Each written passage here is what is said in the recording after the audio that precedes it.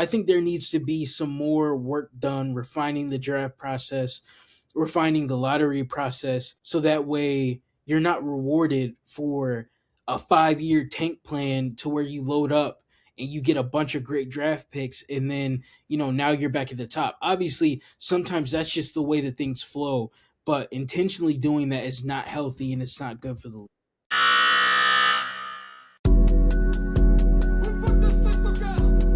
Making my point, but I know you don't get it. Got cash in my briefcase, I'm handling business. They made a few racks from the head to the dentist. I'm handling shit, I'm a menace, no dentist.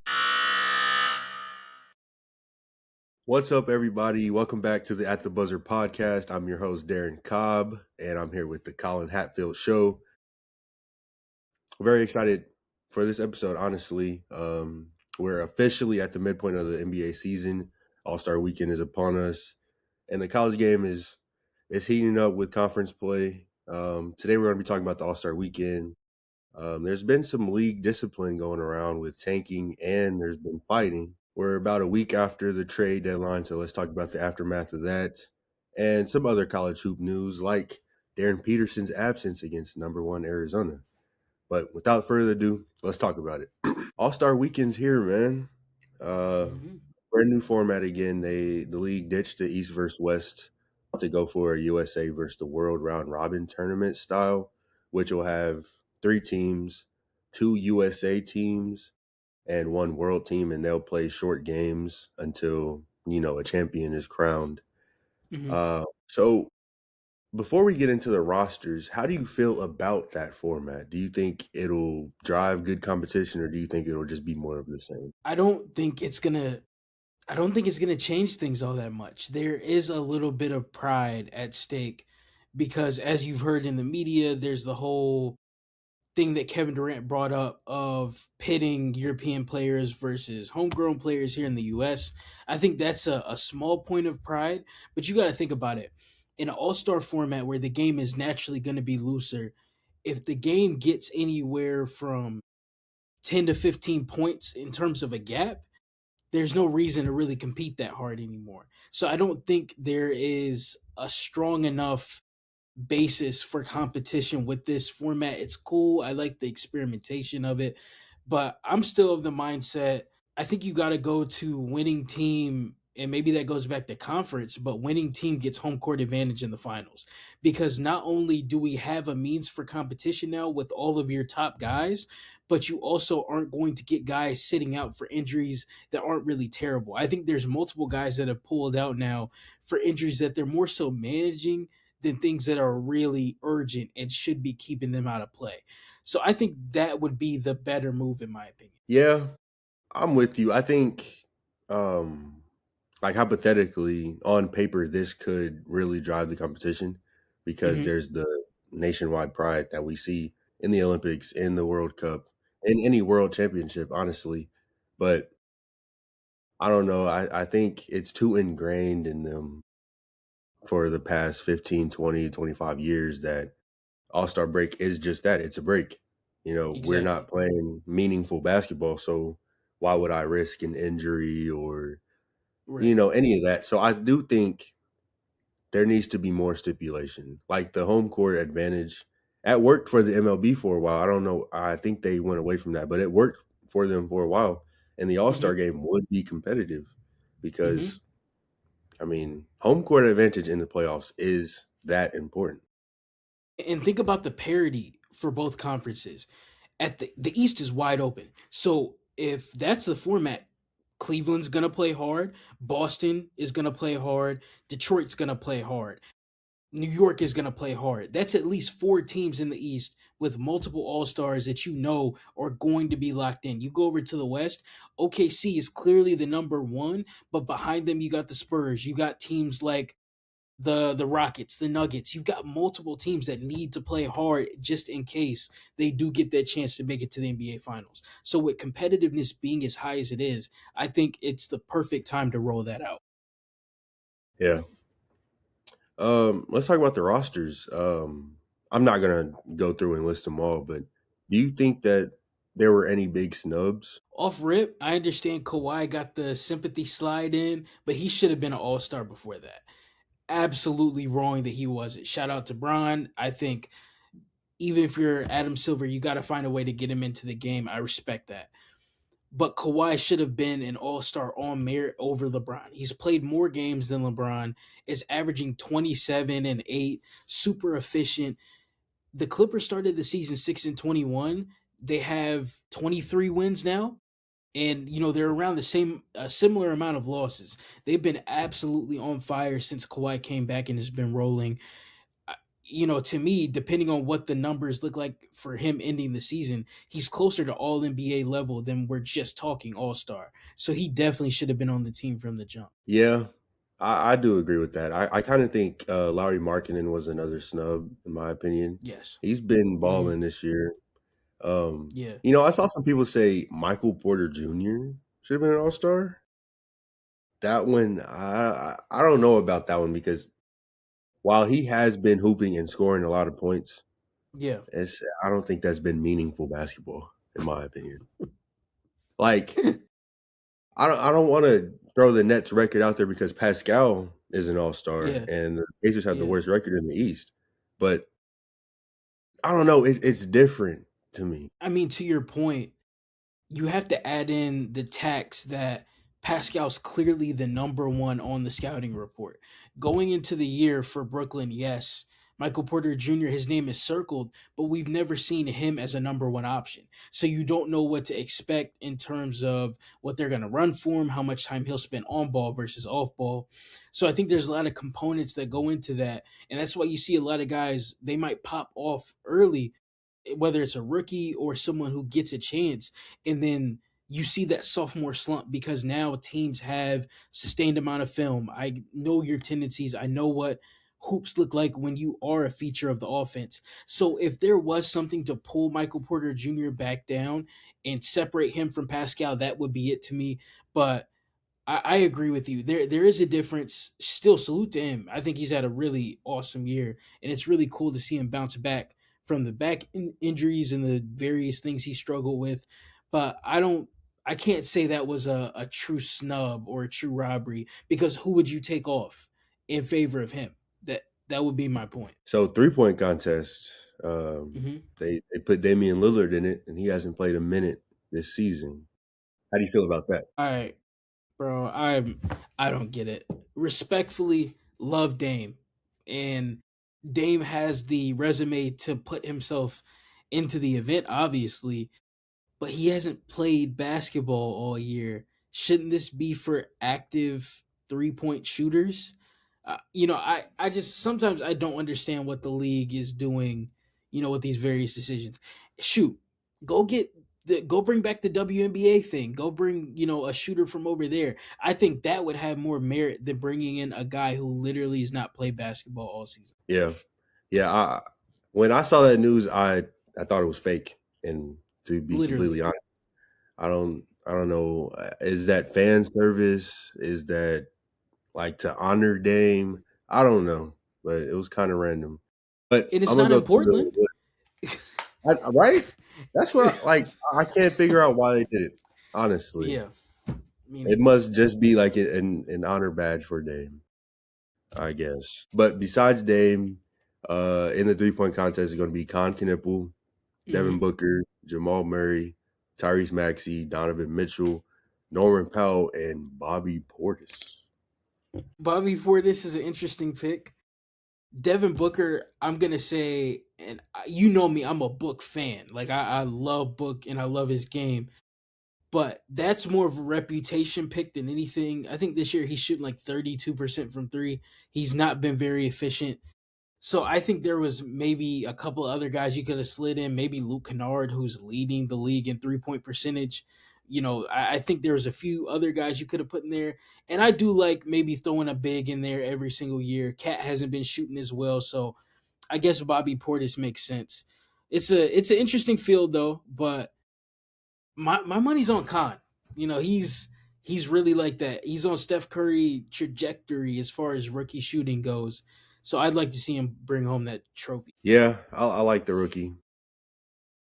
I think he has the best odds, actually, Hmm. on all the sports books that they love to promote. Yeah. But I can honestly see it being Jamal Murray.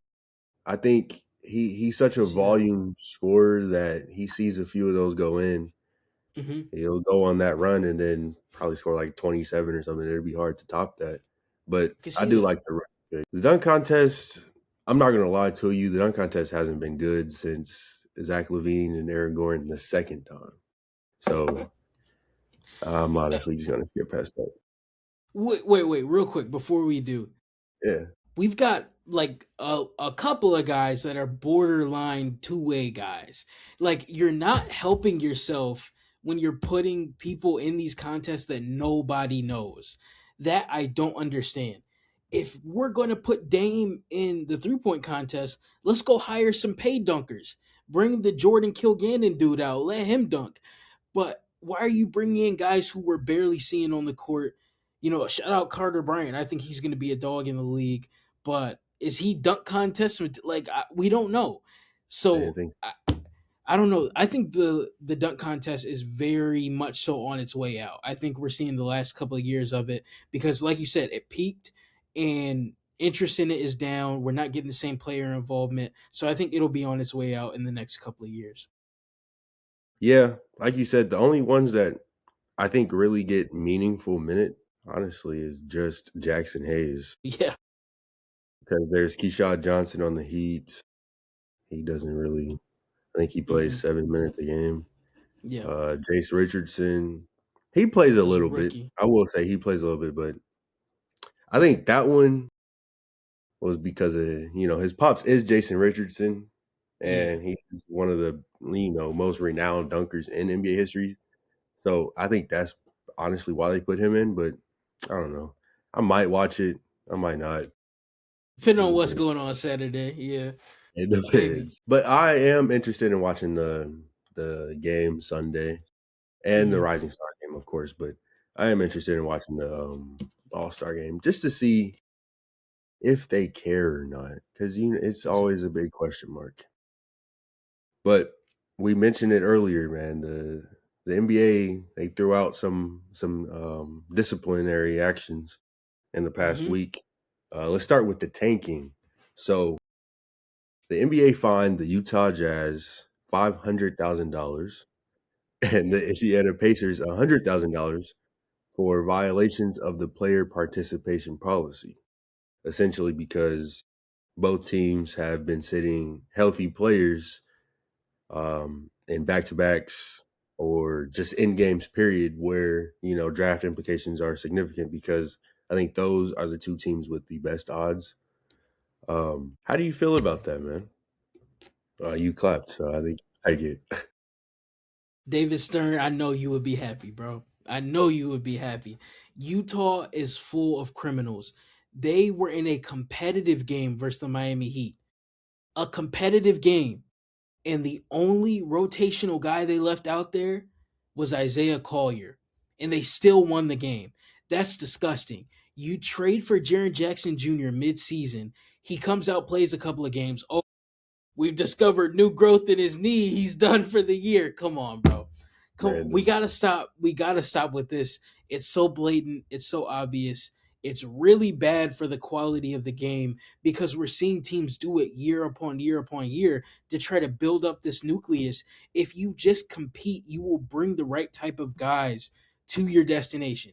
You know, whether that's bringing in a vet like Dylan Brooks, whether it's bringing in, an older guy like Mike Conley, someone that can help train the young guys up. Losing is not the answer. I think it does very poorly for morale. It's bad for coaches who have great ideas. Will Hardy is an amazing coach. If you see the offense that they run, it's very nuanced. It has a lot of intricacies. He's done a great job developing Keontae George, unlocking Laurie Markkinen. But clearly, the higher ups want to lose, and there's nothing he can do about that. So I think it's really going to be unfortunate when he eventually loses his job and they don't stick with him through the rebuild process when really he's a great head coach and I think could have made substantial change there. So I'm all for it. Hey, Silver, we locked in. You did that. I appreciate you, big bro. Yeah. Finally, in my opinion, Finally. Yeah, it's about because time. you know the David Stern League. What is Boy, tanking? It's he either don't you play that. good, you mid, or you trash. You're not Facts. trying to be bad. No. Uh, but Adam Silver, he came out and said there's no compromising integrity for draft positioning, which I agree with. I do think if you're getting paid to go out there and play basketball, obviously we're Right. paying you to win. You don't Yes. want you to just purposefully lose so that we could draft someone else. I don't like that. But I will say I don't think the Pacers deserved I don't think they deserve that punishment because a lot of their when they sit out the players, it's mainly in back to backs Hmm. because there's been so many injuries that, Yeah. they're injury management.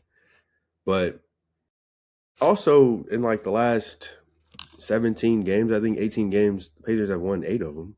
So they're not Hmm. necessarily taking like the Jazz because you mentioned the Heat game, bro. They were, it was a good game. And It they was sat a them good the game, entirety of the fourth quarter. Bryce and Sensabaugh had to go out there. the camera pans in their face. Laurie and Jared Jackson Jr. dapping it up. Man, They on the sidelines living it up, and the reserves are in there fighting for their lives. Like I don't like that. The Indiana thing, I do agree with you. That's different. They've been gutted with injuries all year long. I don't think they would have been nearly as bad if they had a healthy Nimhard, Matherin, all of those guys from the jump. I think it could have been a very different season. But Utah 500K maybe and more, depending on how the rest of the season goes. That was disgusting. But real quick, did you hear what they call him Adam Silver? They're calling him Tourney Man because he's about to he floated introducing a tourney for all of the lowest level teams so that they would actually battle for draft position. So we'll see. We'll see what we'll see he's what Tourney Tourney Man Man because I'd be does. number 3, bro. He is Tourney Man. That's his legacy as commissioner of the league. Oh, Yeah, he's did you funny. see Ace Bailey through the self Yeah, I um saw that. Jared Jackson was on the bench, bro. He jumped up immediately. What happened to the new growth on your knee, bro? You look perfectly fine to me. Oh, bro, they really be trolling. New growth in his knee. They they clearly didn't do no physical when he got there, but they be lying so hard. It's like I get it. You want to protect your guy, make sure he comes back. If anything, like maybe even just put him on a minutes restriction or don't let him play back to backs. But how bold do you have to be to get into a competitive game and pull your top three scorers and sit Yeah, them all on the sideline at the same time? that's so That's foul, obvious. bro. Yeah, that's foul. He didn't even try. So, Mm-mm. do you think this penalty system where they are introducing fines, you think that is enough to prevent taking, or do you think there should be more punishment? I think there should be more.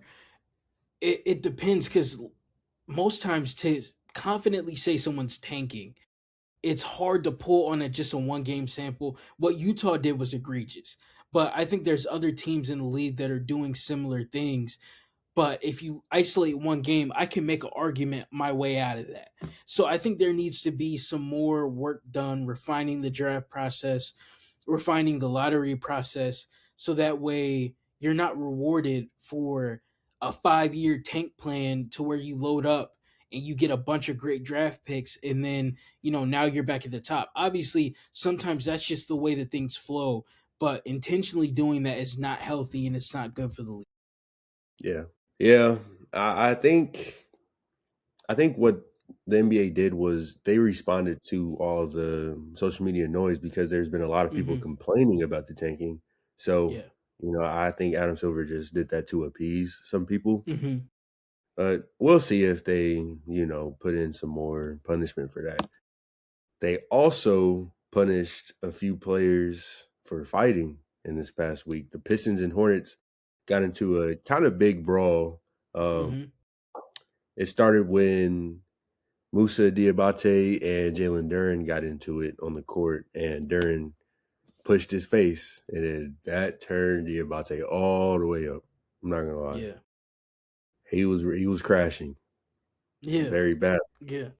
and that led Miles Bridges to also get into it with them, and Isaiah Stewart. He he soon as Boy, he sniffed the blood in the water, he comes sprinting on the court, and him and Miles Bridges got into it. So ultimately, Isaiah Stewart got 7 games because there's also the past behavior that gets added into it because he ain't new to this. Miles Bridges and Diabate both got 4 games, and then Derran got 2. yeah. How do you feel about the punishment? Do you think that's um, deserved? Obviously, do you think it was good enough, or do you think it might have been too lenient? Actually, I have kind of a crazy take on this one. We should not encourage, but we should be a little bit lax when guys decide to fight. Because do you know what my theory on this is? If I allow you to fight and you don't receive a 30-game suspension, you don't receive a massive fine, we're gonna see if you're really about it. And then it's gonna limit some of the barking and guys turning up once you got 4 in front of them holding them back. We're gonna see if you really. I think we're gonna find out a lot of guys don't want to fight. There's a lot of peacemakers on the court. I think that's what we would really find out kind of quickly. I, 7 games for Stu, yeah, running off the bench is a little much, but I agree with him. Like, what was he drafted to do? Like, yeah, he gonna play defense, but he's there to protect his guys. He's there to muddy up the game, and I'm cool with it. What did Derran get again? Just 2 games because I think he got the 2 games for initiating it with Hmm. the hand in the face. But I mean, if you just watch the clip, he's backing up the whole time. I think one is enough for Derran.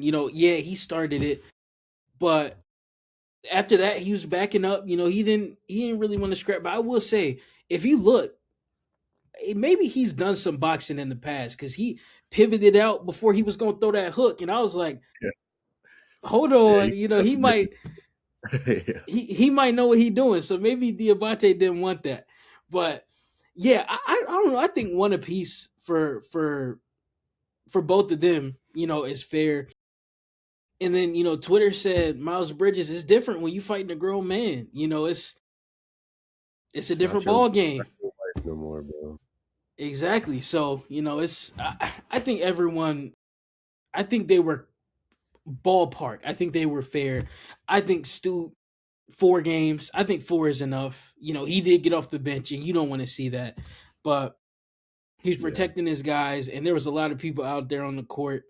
I don't know. I think the league made it a bigger deal than what it really was. Slap everyone with a 1 or 2 game suspension, throw a couple of fines out, and get back to playing basketball. Yeah. I mean, Bickerstaff, he came out and said that Derran is like little bro to Stewart. Like they're Hmm. they're very close in that respect. So he sees someone attacking him. Obviously, he's gonna try and protect his guy. So I get it. Exactly. So you said not necessarily encourage it, but you do like to see the physicality and see the emotion out of these players. Yes, go back to I. This is one thing I agree with the old heads on. If you go back to the 80s and 90s, I'm not saying that type of fight or event where benches get unpacked and everyone's on the court. But you saw a scrap and it would be a tech. It would be 2 techs. Let the game keep going. Like that, fans are going to invest off that. It brings energy back to the game. And like I said, also, I think in the long run, it'll actually discourage fights because now I think more guys want to flex for the image. But if I actually let you go, like they did with Daryl Dawkins and then back in the day, like they was actually, I gave you 15 seconds to get yours off. And, if you do, great. Yeah, If they not, would we really be break you up. squaring up back then. Yeah. Want to be up there with it. So, I'm not really opposed to it. I think you should be kind of lax on it. Obviously, you don't want to promote fighting, and you have to have a legal corporate language in talking about it. But lower the suspensions, lower the fines, 1, 2 games, depending on the severity, throw a couple of fines out there. And like it's a physical sport. This is what's gonna happen. I don't know what you're expecting when you put a bunch of 7 foot dudes on a court, testosterone running high, people in the stands. It's gonna happen, bro. Yeah. Yeah, back in the day, like you said, they really used to box, man. Kareem Squabble. destroyed Kent Vincent's jaw, bro. That was crazy watching that clip. Like they, and that was like normal, honestly. Yeah. David Stern League, that was okay. He liked that. Yeah, he was cool with. I mean, you go back to the Bulls in the Pistons series, they had multiple fights within a series, and guys wasn't missing games. And you see those clips all the time. Like that stuff lives forever. It's a marker of the time and space that the game is in. So I think that's another thing that would be very valuable to the league and to its players. But it's just my take. Yeah. Um, this was kind of different than what we've seen in the past few years with Hmm. NBA fights. Like most Yep. of them are like also that same night, Nas Reed and I'm forgetting the Hawks player's name, but they got into it and all they were doing Hmm. was grabbing each other. And that's usually Exactly. what we've been seeing the past few years. So to see actual Right. punches being thrown and benches clearing and Hmm. just kind of chaos on the court, low key refreshing. I'm not gonna lie. It We have is. in a while. It's usually Listen, we get in each other's face, we push, and we get held back. Yeah, do you watch hockey of course. much? Love Okay. hockey. But one of the highlights is that when they scrap, referees step back. I'm gonna let you go for 20 seconds. You get yours off, he get his off, and then hey, we gonna clean y'all up, send you to the penalty box. You game resumes. Like it's a sport. Like I feel like you said, it's refreshing. It's good to see that because these dudes they just gonna grab each other in the jersey. They gonna stand this close and talk.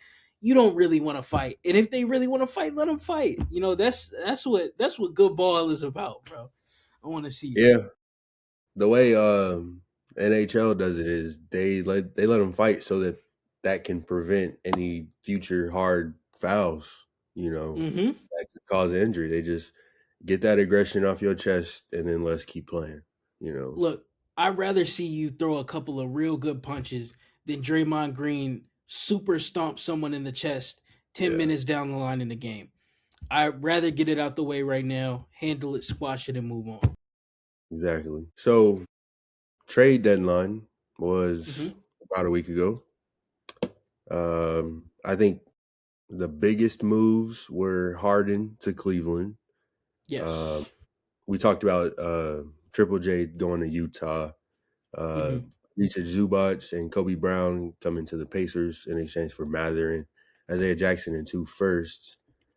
So my question for you is, which team do you think moved the needle the best? There's two answers to that. The short term answer, I gotta say Cleveland, because if you look at Darius Garland and James Harden, they're very similar players. Both are pick and roll centric. Both have enough of a bag to get you one on one, especially Harden. But Garland's very shifty, can get to a bucket one on one, but they operate out of ball screens. They're not the best defenders, they're not supreme athletes. But Harden is just a bigger, stronger, and better version, I'd say, across the board of what Darius Garland is.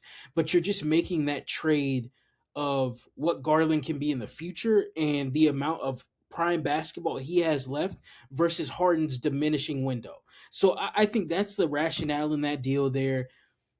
That makes them a little bit better. But the big move is getting the depth of Dennis Schroeder to be your backup ball handler because the Lonzo Ball experiment didn't work. At this point, Lonzo doesn't look at the rim. He's not looking to score, which takes away his value as a playmaker. So you get Dennis Schroeder, a guy that can pitch in 20 a night if he really, really needs to. He can handle, get you organized, get you set up, is a solid playmaker, very, very solid defender, gave them great minutes for the Pistons off the bench last year in the postseason. And then Keon Ellis. Keon Ellis defends. He gets out. He's going to get you in transition, hands in the passing lane, super aggressive. So I think he can bring actually, kind of physicality and speed to the three because you've got enough size in Mobley and Jared Allen on the back line. You don't need a 6'10 small forward. So they can speed things up, keep a bunch of guards on the floor next to Mobley and Allen. And I think that makes them better in the long term. Well, in the short term. Utah is my long term answer. getting Jaren Jackson Jr. next to Laurie Markkinen, Walker Kessler Jr. is going to be back, and then you got Keontae George. If Ace Bailey steps up and can play at the two guard, you got a squad. Like, that's a really nasty group. Kessler's an amazing defender. Jaren Jackson Jr., we know what he does. And then you've got great scoring and spacing between Triple J and Laurie. Keontae's coming on. I really like them moving forward. And they've got draft capital. We'll see what Silver does with that, but they've got draft capital, so that's my long term answer. Yeah. I do. At first, I didn't like really see the Harden and Mitchell. Like, I didn't really see Mm-hmm, that pairing, but I get it. I definitely understand it, and especially after seeing their first couple games together, they played pretty mm-hmm. well.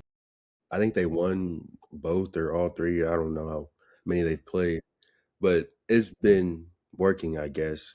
My biggest thing though, both of them are kind of known to be playoff droppers. So we'll have to see how that really works in May and June or whatever. Do you think that this pairing together can get over that hump of not really making any noise in the playoffs? I think they can because you've got Donovan Mitchell. His scoring isn't dependent on Harden. His scoring really isn't dependent on anyone else on the roster. He knows how to get his own half court transition, whatever. But with Harden, he's going to unlock a new level for a guy like Jared Allen. You know, Allen with Garland, who's a talented pick and roll ball handler, is going to get you 12 to 15. But we've seen him already have a 29-point game next to James. So I think you'll get more out of him in the postseason. You should get more out of Mobley as well. Obviously, you really want Harden to be efficient and you want him to score, not turn the ball over, those type of things. And so I think there's a chance that playing next to an elite on ball scorer like Donovan Mitchell and then having two guys that can take the burden off of you in the role game should help Harden out. But the track record doesn't look very good. You know, the last couple of games he's been eliminated in, very poor shooting splits, a lot of turnovers. And if they can't overcome that, they're going to be beat by the Pistons. They're going to get beat by the Knicks. There's a couple of teams in the upper part of the East that, even at full strength, will still give them a lot of issues. So the jury's still out on that one. And I'd like to believe, but based on the track record, I'm not going to bet on it. Yeah. How you feeling about the Pacers, man? That Tyrese and Zubac pick and roll, that might not even like that will cook. And so in the details with the trade, they protected the first through fourth Mm-hmm, and the I think 10th or ninth through 30th first round picks. mm-hmm. So if it falls between 5 and 9, it goes to the Clippers. But anywhere else, it's still the Pacers pick. So I've seen a lot of chatter on, social media talking about the Pacers shouldn't have given up that trade because if they lose that pick, then what's it for? But I honestly think that either way, the team will be back contending in the East next season. But say they do get the top 4 pick and they get AJ DeBanza or Darryn Peterson or I guess Cameron Boozer or Caleb Wilson, that's kind of scary. You said it. That pick and roll is going to be a nightmare. Respectfully, Halliburton made Miles Turner look good. And you saw what the drop off was for Miles Turner since he's gotten to Milwaukee. Zubats is a prime roller. He's a big body, very nuanced roller, knows how to set good screens, great offensive rebounder. That's something the Pacers haven't had in a very long time. You know, great presence, drop coverage, can do all of the dirty work. The only difference between him and Miles is that he's not the same statistical shot blocker Miles is, but every other aspect of being a big man, he's better at, besides shooting as well. You know, we'll obviously throw that in. So I think that is a tremendous pickup for them. Gives them size. It's going to bring them a new element versus teams like New York when they put out their double bigs with Cat and Mitchell. You'll have a guy like Zubats who can contend with that almost on his own. He's that good of a rebounder. So I'm really a fan of it. We talked about this. I don't know if this was the spot for Benedict Mathurin to fully develop. You know, I think he's the type of guy that needs to experience having the ball in his hands, maybe a slower half court offense, give him time to do his magic. I think he'll be a really good player in this league, and having a coach like Ty Lue might be very beneficial for him. So I'm not opposed to it. And like you said, okay, 5 through 9, if it happens, cool. You still get Zubats, but now there's a potential of adding a healthy Halliburton, Ivica Zubats, and then let's say it's AJ DeMonsta. That slides perfectly into your need at the wing. You can fill up the three, and you have a better version of Nimhard than you did the year before. A lot of these guys have gotten solid minutes and are going to come back as better players. I think outside of Detroit, and Boston, depending on how they fill out their roster, there's JT no coming. one I'm there's no one I'm more confident in next season than the Indiana Pacers in the East. Yeah, I think, as a Pacers fan, I think AJ would be the best fit Mm-hmm. because, he's that wing, but we can talk about Darryn Peterson in a little bit. But before we move on, um, you briefly mentioned Matherin. Do you think that he could rise to his potential of being an all-star while in LA, or how do you kind of see his career panning out? It's difficult to say as long as Kawhi's there. It depends on what the timeline is. If Garland hops out the gate really good, they're able to patch up the roster and they make a little run, it's going to be put to the back burner a bit. But if this season fizzles out, Kawhi's likely on the move, either requesting a trade or they try to deal him themselves. And I think he could get to that height. You got to look at the lineage of Ty Lue and the guys he's dealt with. He had prime PG, prime Kawhi. He's dealt with LeBron James. He's dealt with so many forward type players or big guard type of guys. I think he runs a very structured offense that allows those guys to get to their spots in the mid range, puts them in position to get to high pick and roll. So I think we could see a better version of Matherin as an offensive player. And I love Rick Carlisle. I think he's one of the best coaches in the sport. But Ty Lue is a defensive savant. He's gotten the maximum amount of juice as a defense out of this roster as he can. So I think he'll see that Matherin improves a lot as a defender over there as well. So I think there's a legit chance he gets to that all-star level. It's just more so a matter of what the timeline looks like and how long Kawhi stays in Los Angeles. Yeah, I'm right there with you. So, as we mentioned, Darryn Peterson, I know you are very high on him. But, as the season goes on, more and more people are starting to question, his want to play because Mm-hmm. this past Monday, I should say, Kansas hosted the number one team in the country, Arizona, 23-0, and it came out like an hour or two before the game that Darryn Peterson wouldn't be playing because of flu-like symptoms. And like maybe 10 minutes before the game, it was a leak of someone sitting behind a Kansas staffer who was texting someone. And it was basically Coach Bill Self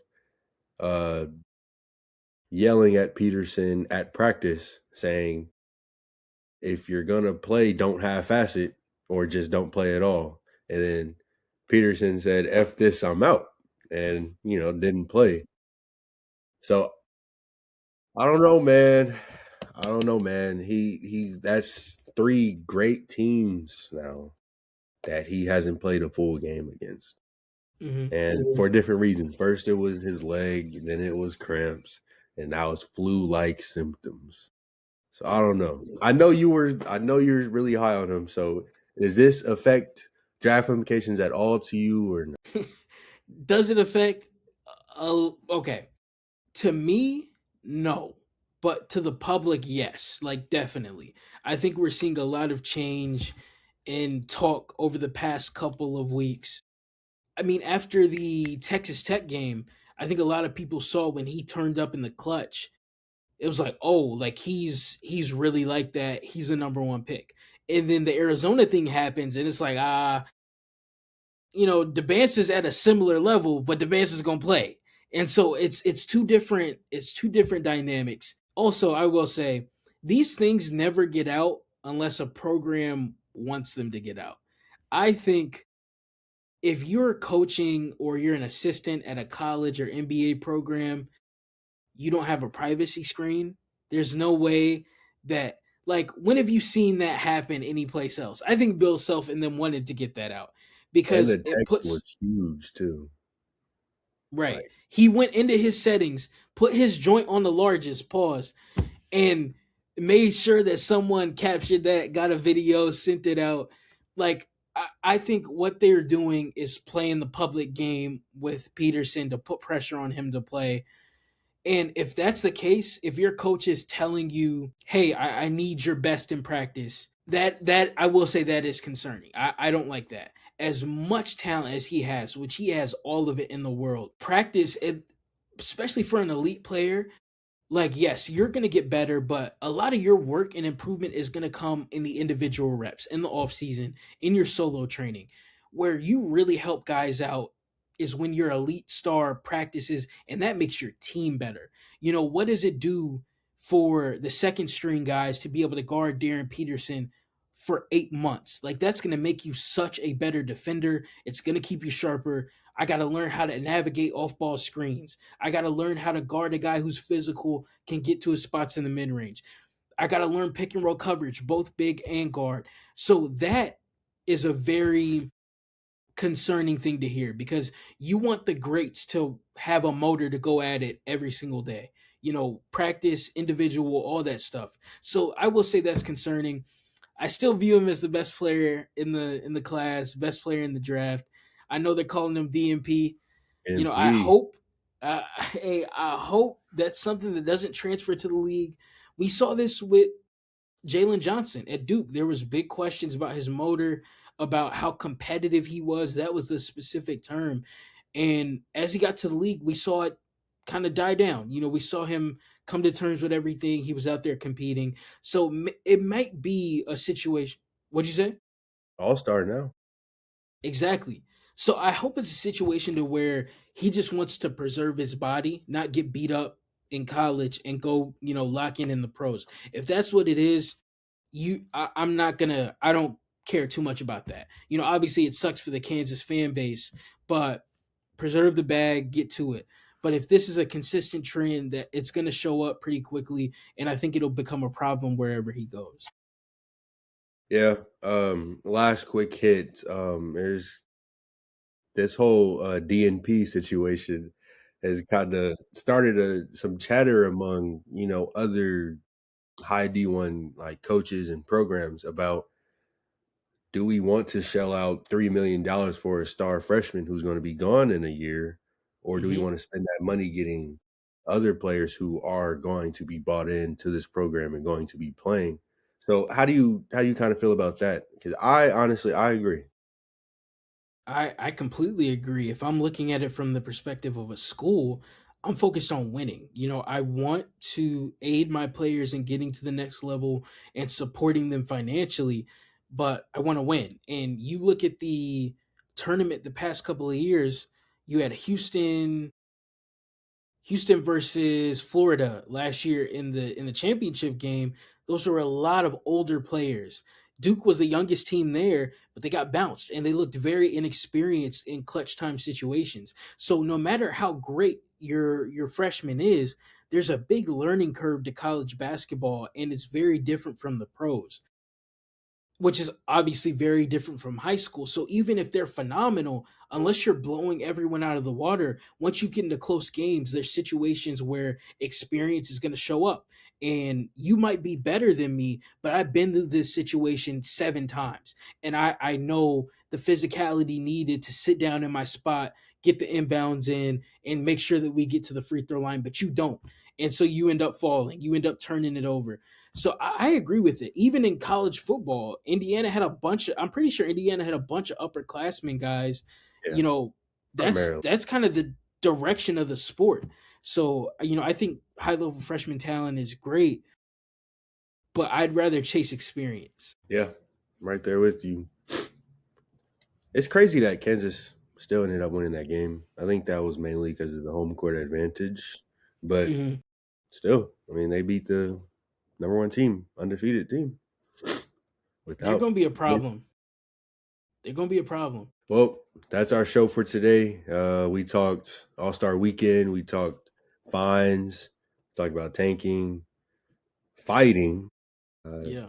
We talked about the trade deadline aftermath, and a little bit of college basketball news. Next episode, we'll probably talk post All-Star and second half of the league, season of the league. Talk a little bit about March Madness implications and some more draft implications. But hit us with your thoughts, man. Who's been the MVP so far in NBA? Can fines really stop tanking? And let us know what y'all think about the new All-Star format. But appreciate y'all tuning in. Keep up with us on every social media platform at the Buzz.